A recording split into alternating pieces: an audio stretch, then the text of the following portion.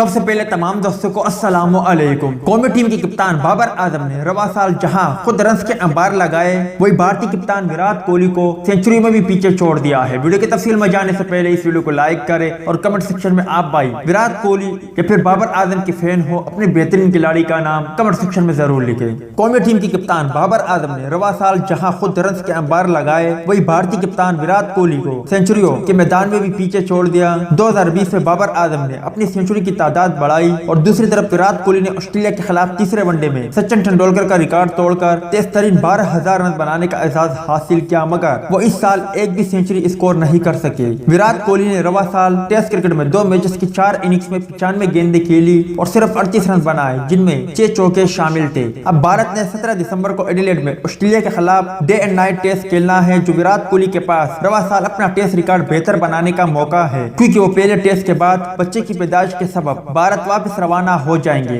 بھارتی کپتان نے رواں سال 9 ایک روزہ میچوں میں 5 نصف سینچری کی مدد سے 431 رن بنائے ہیں، جن میں 35 چوکے اور 5 چھکے شامل ہیں، جبکہ T20 فارمیٹ میں 6 اننگز میں ان کے رنز کی تعداد 161 رہی، جن میں کوئی نصف سینچری بھی شامل نہیں تھی۔ وراٹ کوہلی IPL میں بھی کوئی قابل ذکر کارکردگی نہ دکھا سکے تھے۔ کوہلی کے مقابلے میں بابر اعظم نے 2020 میں بھی رنز کا ڈھیر لگانے کا سلسلہ جاری رکھا۔ کوہلی نے ٹیسٹ کرکٹ میں 6 اننگز میں 338 رن بنائے، جن میں 1 سینچری اور 2 نصف سینچریاں شامل تھی، جبکہ ان کے مقابلے میں نوجوان بلے باز بابر اعظم رنز کے انبار لگاتے رہے۔ ٹیسٹ کی 6 اننگز میں انہوں نے 338 رن بنائے، جن میں 1 سینچری اور 2 نصف سینچریاں شامل تھی۔ ان 6 اننگز میں انہوں نے 42 چوکے اور 1 چھکا لگایا۔ کورونا کے باعث رواں سال قومی ٹیم کو صرف زمبابوے کے خلاف ون ڈے سیریز کھیلنے کا موقع ملا، جن میں بابر اعظم نے 1 سینچری اور 1 نصف سینچری کی مدد سے 221 رن بنا ڈالے۔ انہوں نے رواں سال T20 فارمیٹ میں 6 اننگز میں 4 نصف سینچری کی مدد سے 276 رن بنائے، جن میں 34 چوکے اور 3 چھکے شامل تھے۔ بابر اعظم دورہ نیوزی لینڈ میں